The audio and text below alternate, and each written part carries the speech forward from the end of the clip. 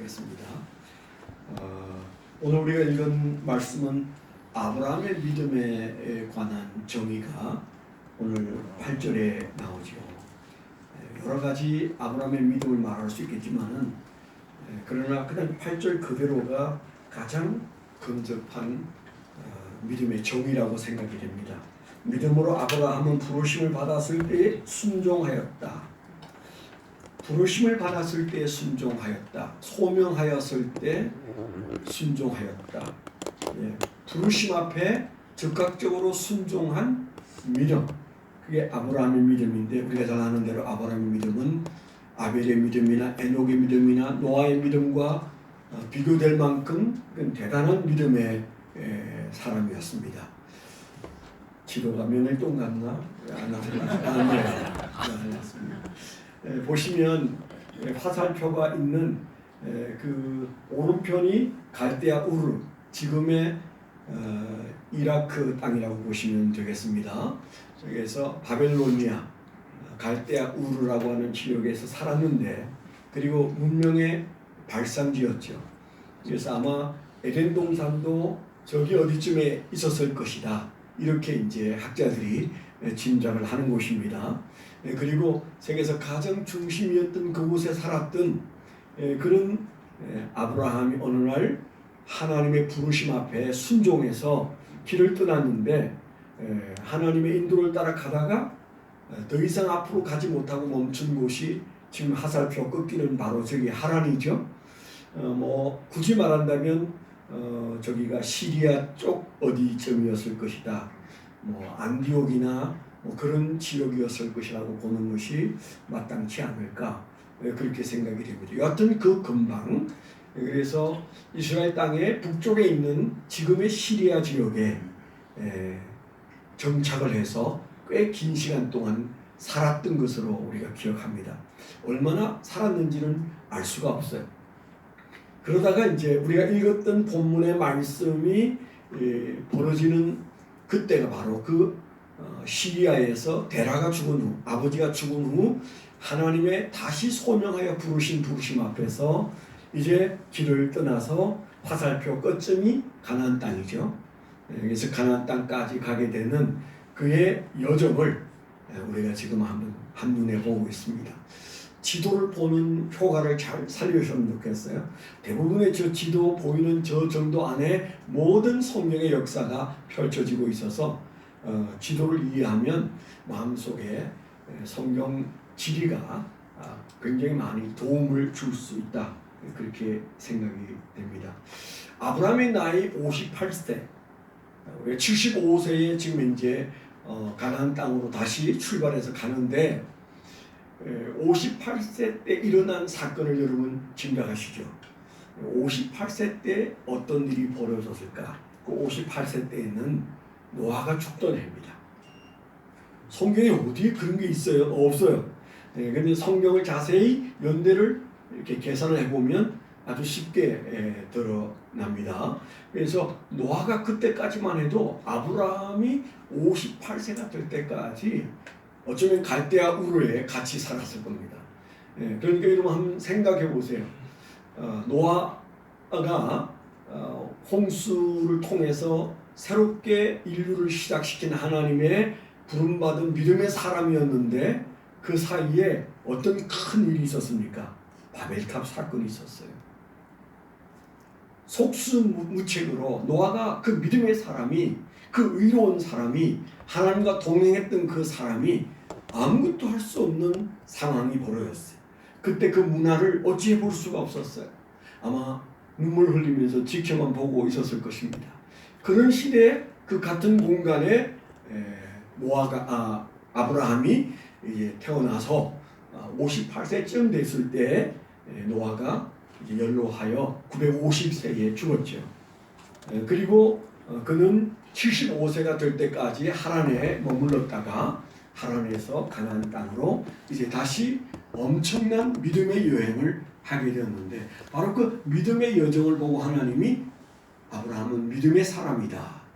우리가 하루하루 걸어가는 이 걸음이 하나님 눈앞에 믿음으로 보일지 안 보일지 우리가 늘 가늠해보고 그냥 피곤해서 쓰러져 잠들지 말고 오늘은 내가 믿음의 나그네 길을 얼마나 걸었는가를 여러분들이 돌아보는 습관을 가지셔야 돼. 아침에 일어나서는 부활의 아침으로 하나님이 동행하는 믿음의 역사를 쓰리라. 그런 마음으로 하루를 시작하고 해가 지면 오늘 하루라는 믿음의 여정은 믿음 가지고 걸었는가? 하나님이 기뻐하시는 믿음으로 기록되어 줄 수 있는 시간을 보냈는가? 그렇게 물으면서 하루하루 살아가는 어느 날 우리가 뒤를 돌아보면 우리가 아브라함의 뒤를 따랐다는 그런 칭찬을 받게 될 줄 믿습니다. 오늘 말씀에서 아브라함의 믿음은 그 말 그대로 뭐예요? 그의 믿음은 그를 통해서 정의하는 믿음은 부르심의 순종이다. 부르심에 따른 순종이다. 이 부르심은 성경에서 말하는 이 부르심은 이 콜링은 간단한 말이 아니에요. 이 소명이라는 단어가 오히려 더 마음에 와서 닿는다. 그래서 제가 주보에 한자도 썼습니다만 그 소명이라는 말의 무게는 굉장히 무거워서 임금 왕이 신하에게 명령하기 위하여 부른다. 그런 뜻이에요. 그러니까 아버지가 아들을 부르거나 친구가 친구를 부르거나 그저 그렇게 부르는 부름이 소명이 아니에요. 이 소명이라는 단어는 이 콜링이라는 단어는 왕이 그 신하를 부르는 것입니다. 하나님이 우리를 부르시는 그 부름을 우리는 소명이라고 부르고 그리고 그것에 대하여 적극적인 순종을 우리가 가질 때 아브라함이 보여준 믿음으로 하나님께서 우리의 믿음을 인정해 주실 줄 믿습니다. 그러면 그 노아의 홍수 이후에 어쩌면 아브라함도 그 바벨탑 사건을 너무 잘 알았을 거예요.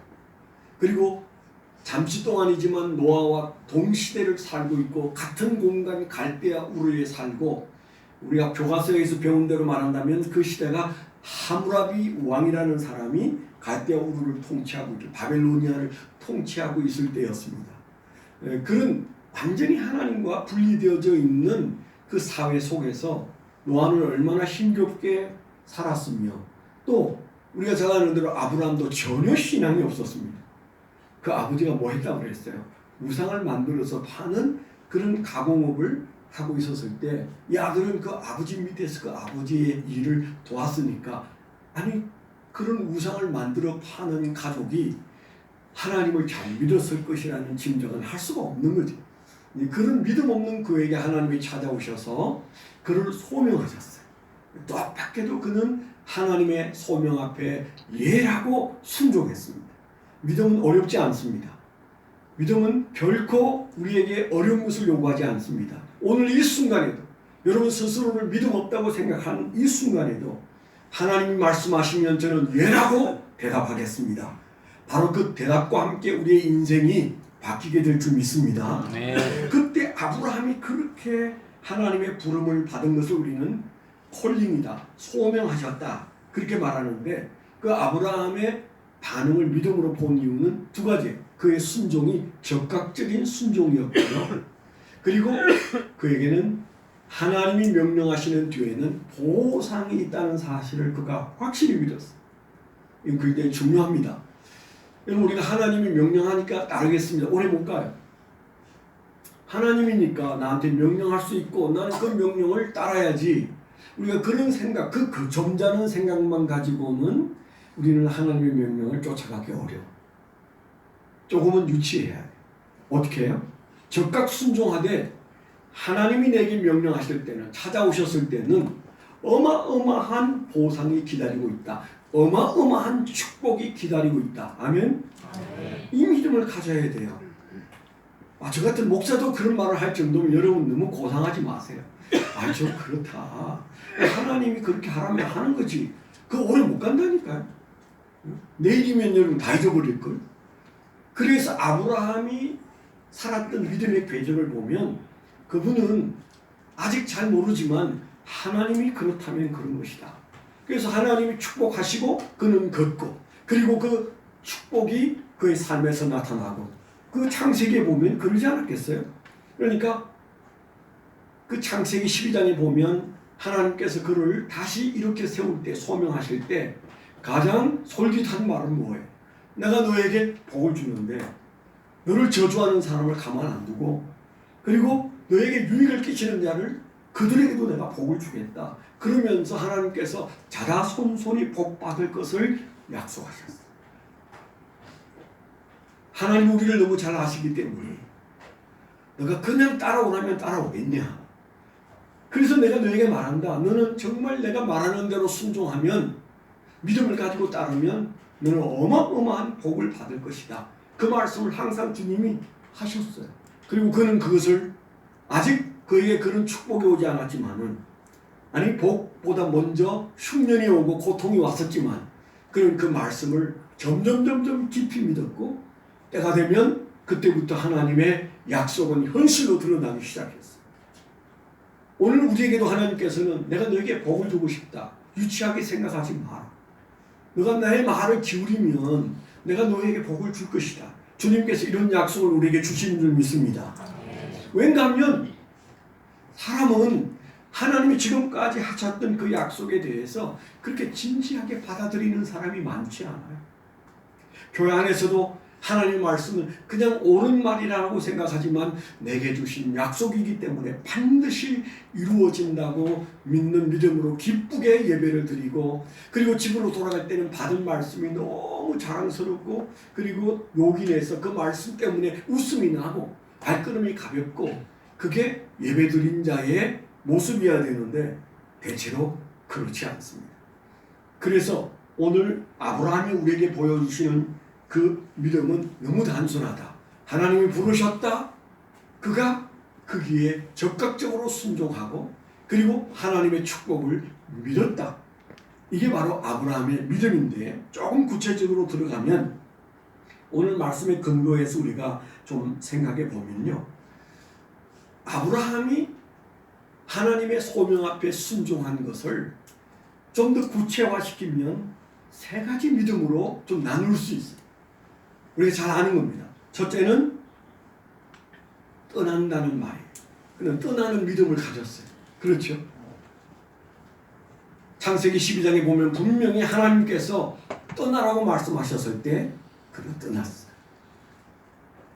떠나는 게 사실은 믿음입니다. 또 다른 하나는 뭐? 떠날 뿐만 아니라 가라고 하셨어요. 너희 본토 친척 아비 집을 떠나라. 그리고 내가 지시할 땅으로 가라. 같은 말 같지만 떠났으면 가는 거 아니에요? 아니, 떠나긴 했는데 엉뚱한 대로 자기 뜻대로 사는 사람이 너무 많아요. 아니, 우리가 그렇지 않으세요?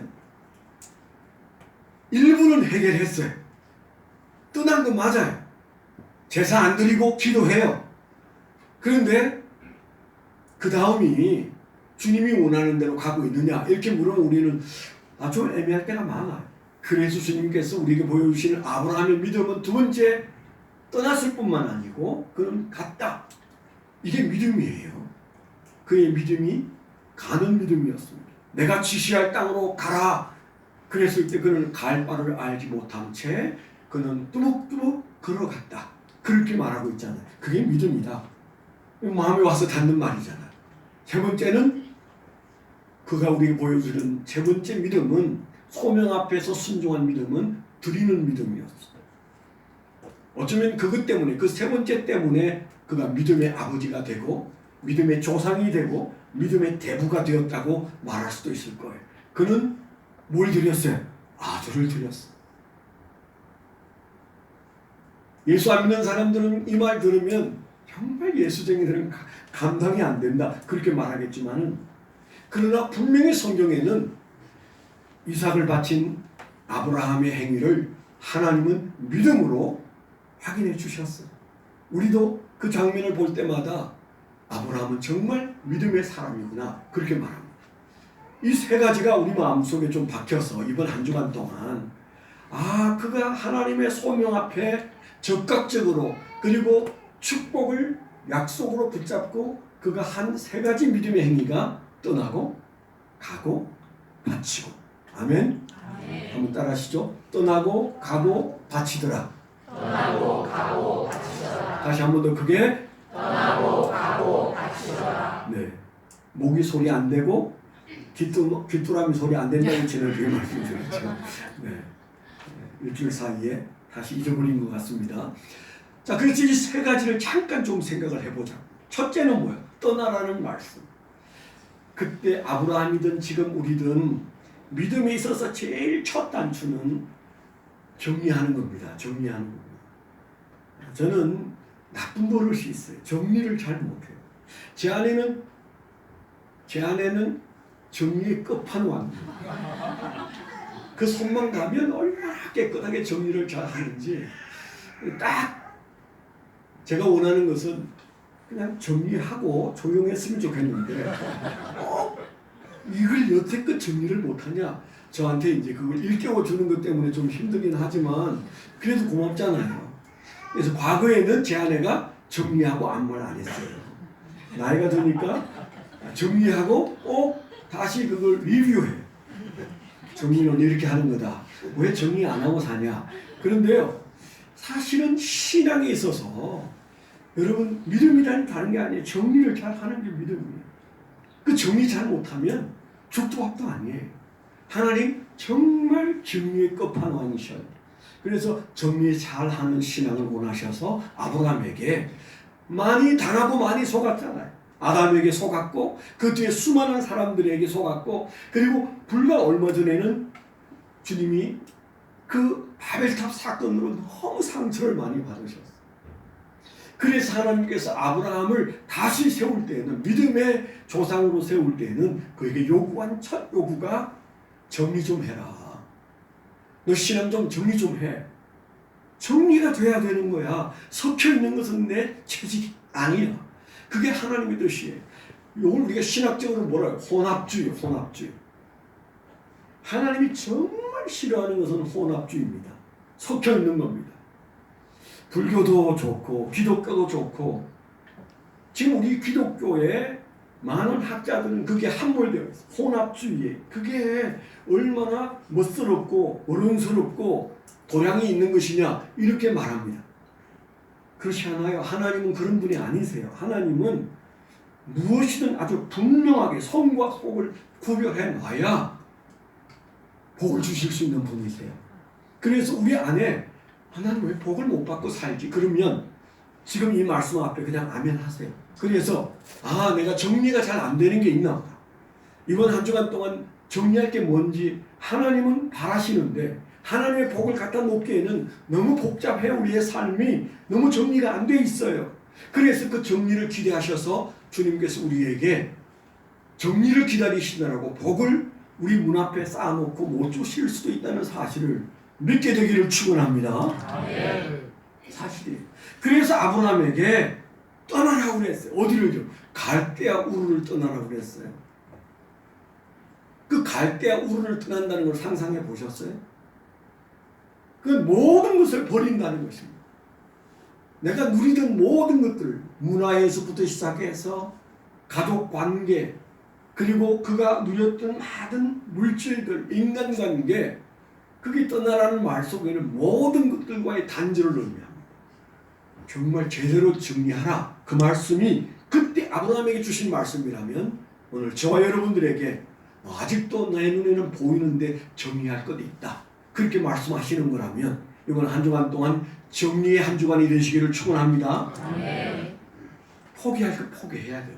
버릴 것 버려야 돼요. 우리가 빌립보서 3장 7절 8절에도 바울 사도가 뭐라고 그랬어요? 내가 옛날에 그토록 귀하게 여겼던 것들을 나는 잃어버린 것으로 여기고 배설물로 여기고 해로운 것으로 여긴다는 말을 했어요. 왜 그러라고 했어요?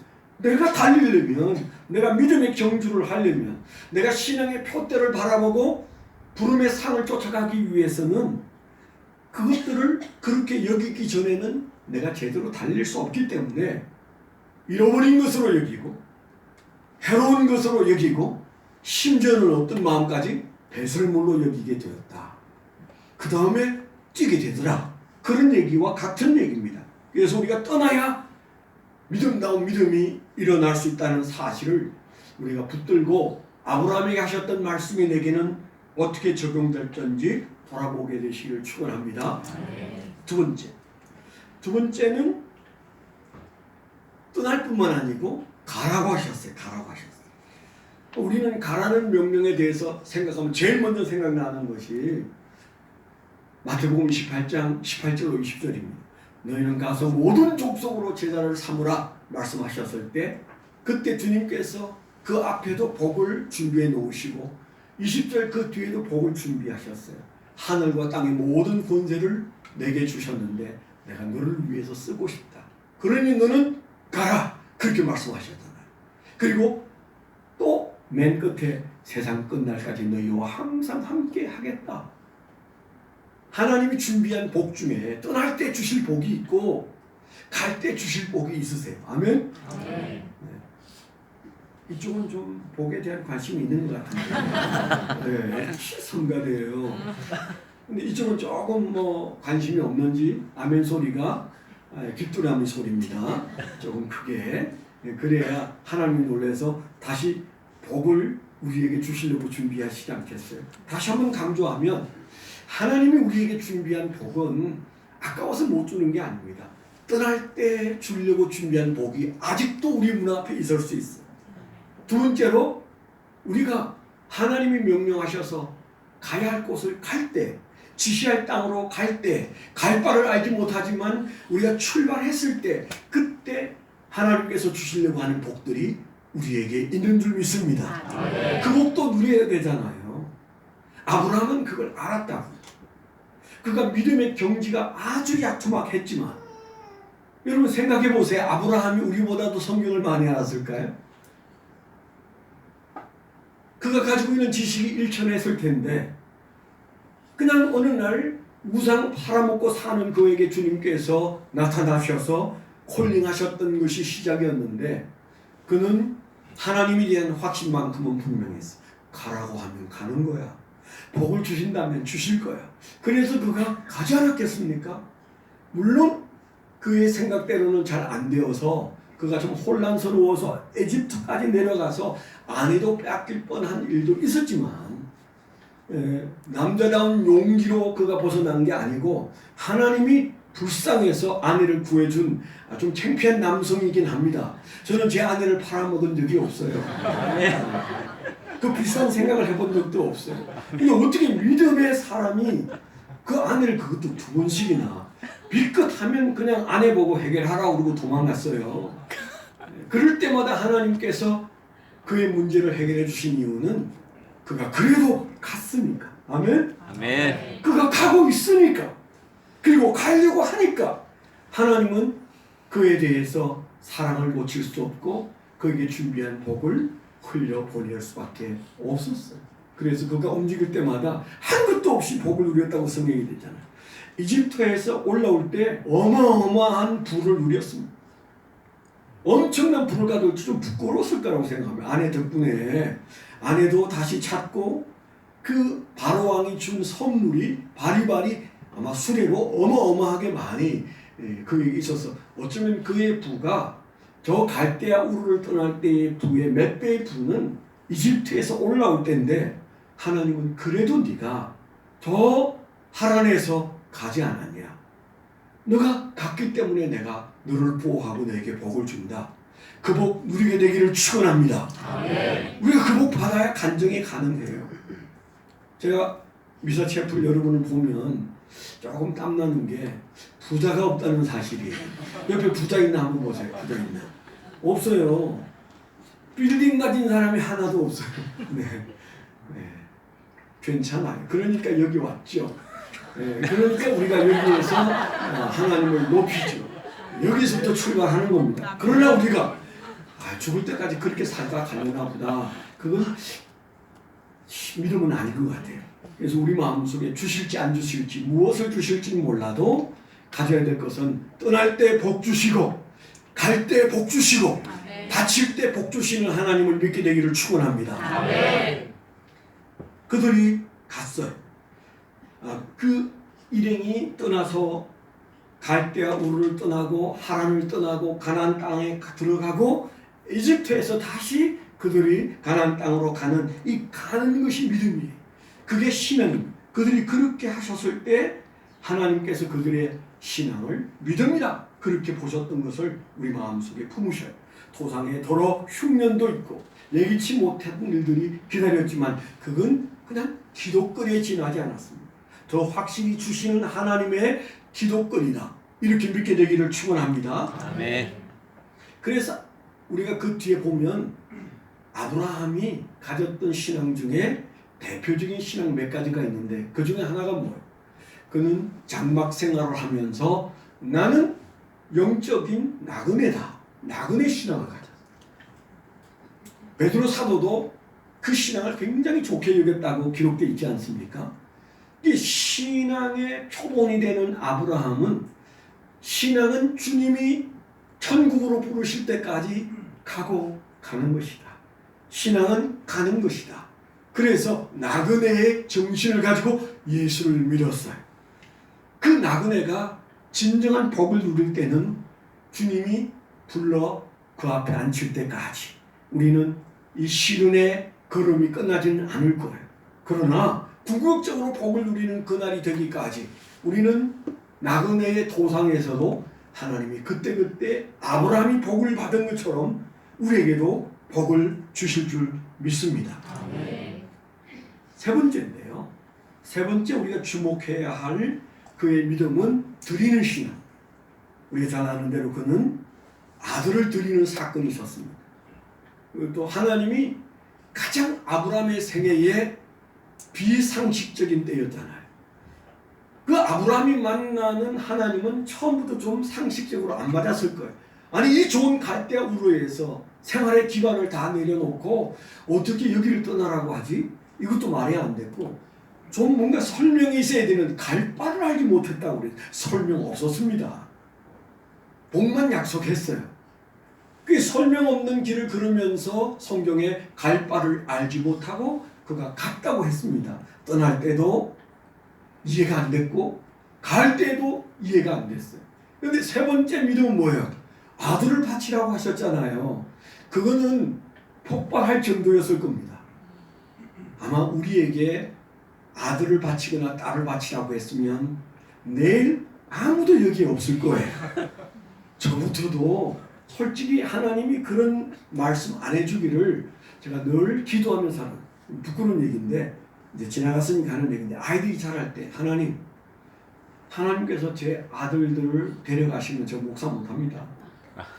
왜냐하면 제 주변에 목사님들의 자제분들이 먼저 세상을 떠나는 일들이 더러 있었고요. 심지어 저 논산의 어떤 우리 침례교 목사님은 신방간 사이에 애 셋이 불이 나서 다 죽었어요.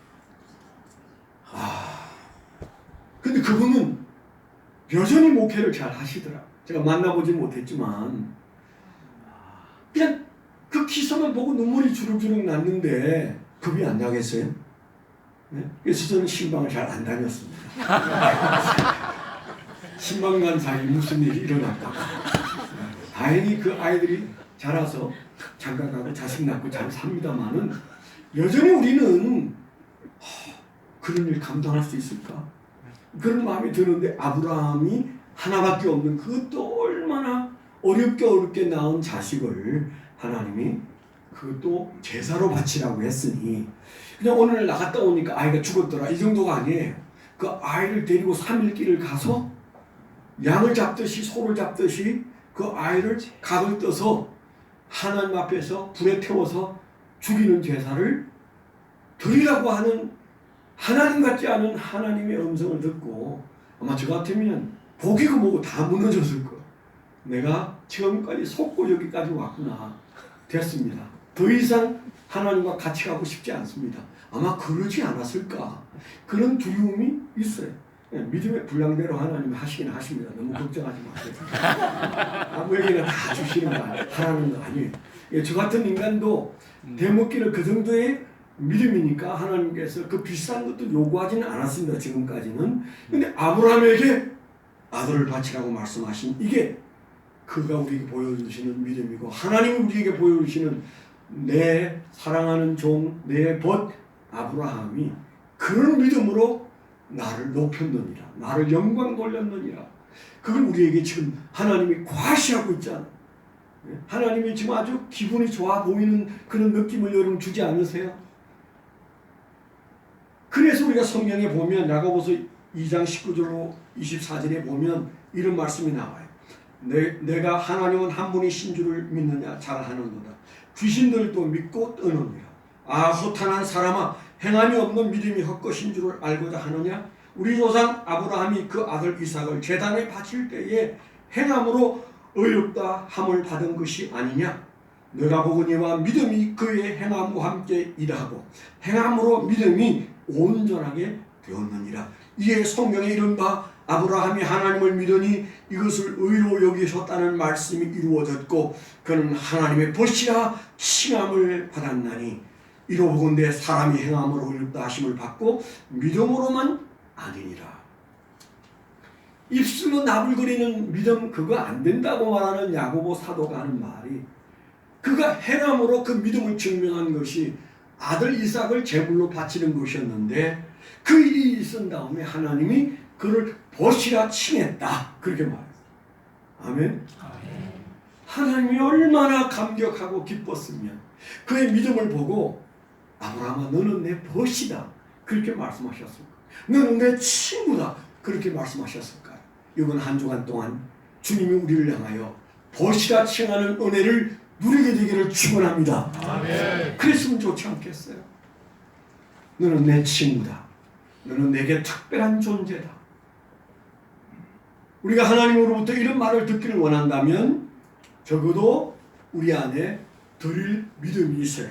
하나님 우리에게 뭘 달라고 하실지 모릅니다. 그러나 그것이 두려워서는 안 됩니다. 아브라함은 하나님께 이삭을 바칠 때 성경에 뭐라고 되어 있어요? 어떤 모양으로든 하나님이 내게 돌려주실 것이다. 그래서 학자들은 그는 이미 부활신앙을 갖추고 있었다. 뭐 이렇게 말하는 분도 있는데, 그러나 하나님께서 아들을 그렇게 내어주시고 죽일 것을 계획하신 다음에 아브라함에게 그런 같은 마음을 가져보게 하기 위하여 그런 말씀을 넌지시 하셨는데 그는 그 하나님의 뜻을 따라서 아들을 죽이려고 했던 장면까지 가지 않았겠어요?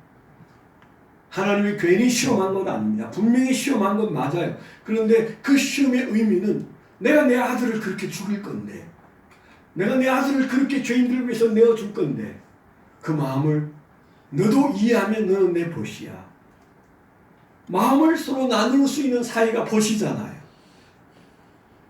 내 마음의 깊은 내막을 공감하는 것이 벗이라면 아브라함을 벗을 삼고 싶어서 주님께서 그에게 아들 얘기를 했을 때 그냥 산길을 가서 그 아들을 제단에 올려놓고 칼로 그를 죽이려고 하는 모습을 보고 하나님이 얼마나 놀라고 기뻐하셨는지 너는 내 벗이라. 우리가 믿음의 경지가 벗의 경지까지 언제쯤 갈 수 있을지 몰라도 사모하게 되기를 축원합니다. 이제 결론의 말씀을 좀 드리려고 합니다. 하나님께서 아브라함을 부르셔서 불러내셔서 갈대우르에서 부르시고 하란에서 불러내신 이 말씀을 잠시 좀 적용한다면 하나님은 왜 우리를 불러내셨을까? 하나님은 우리를 왜 저 명일동에서 불러내셨을까? 여러분 여기에 좀 초점을 맞추고 기도하셔야 합니다. 저는 수주 전부터 하나님의 음성을 듣습니다. 너희가 그저 이런저런 이유로 지금 현재 여기에서 피난민처럼 나와 있는 것이 아니고 내가 너희를 위해서, 너희 교회를 위해서 불러냈는데 너희 생각은 왜 자꾸 저 호수 건너에 가서 있느냐? 주님께서 저에게 그러셨어요. 그렇게 말씀하신 지는 오래됐는데 점점 제 마음속에 믿음으로 다가오는 것은 내가 생각이 그러니 우리 교인들마저도 생각이 잘못 흐를 수 있다. 주님이 원하시는 것은 내가 애굽에서 이스라엘 백성을 불러낸 것처럼 내가 너희를 불러낸 것은 내가 이루고자 하는 아름다운 교회의 다음 사역 때문이다. 주님께서 우리에게 그런 말씀을 하시는 것 같아요. 그래서 요즘에는 제 마음속에 하나님의 뜻이 그게 더 큰 거였다면 내가 정신을 못 차리고 있는 사이에 우리 교인들마저도 원망하고 불평하고 가슴 아파하고 힘들어하고 그리고 있었던 사실 때문에 내가 지도자로서 잘하고 있지 못했던 것들이 부끄럽다. 이런 생각이 제 마음속에 수주 전부터 들기 시작했어요. 간혹 제가 그런 얘기를 하지 않았겠습니까? 아브라함을 불러내시던 우리를 불러내시면 우리로 하여금 믿음을 보이라는 말씀이 그 안에 있을 수 있습니다. 이제 너희는 내게 믿음을 보여다오. 하나님께서 우리에게 믿음을 보이라고 말씀하실 때는 아브라함에게 약속하셨던 그 축복도 함께 있는 줄 믿습니다. 그래서 아브라함이 아들을 바치는 사건 이후에 그의 신앙 안에 분명하게 들어선 것이 뭐예요? 여호와 이레였어요. 여호와 이레였어요. 하나님은 모든 것을 완벽하게 준비하시는 분이다. 그가 떠날 때에도 그 마음을 가졌고 그가 갈 때도 그 마음을 가졌지만 그가 아들을 드린 다음에는 그곳을 여호와 이레라고 말했다고 돼 있잖아요. 그의 마음속에 하나님이 내 삶의 모든 것을 준비하신다. 아름다운 교회가 가는 길에 하나님이 모든 것을 준비해 놓고 계시고 그리고 우리와 동행하기를 원하신다는 사실을 믿게 되기를 축원합니다. 기도하겠습니다. 하나님 아버지, 하나님께서 은혜를 주셔서 저희가 이 부르심 앞에 저희가 순종하고 있으나 하나님께서 우리에게 어떻게 부르셨으며 무엇을 믿음으로 요구하시는지 저희가 분명히 깨닫고 적극적으로 순종하고 그리고 약속을 붙들고 순종하는 종들이 되게 하여 주옵소서. 떠나라고 명령하신 말씀 앞에서, 가라고 명령하신 말씀 앞에서, 드리라고 말씀하시는 명령 앞에서 주저하지 않는 믿음의 군사가 되게 하여 주시옵소서. 예수 그리스도의 이름으로 감사하며 기도드렸습니다.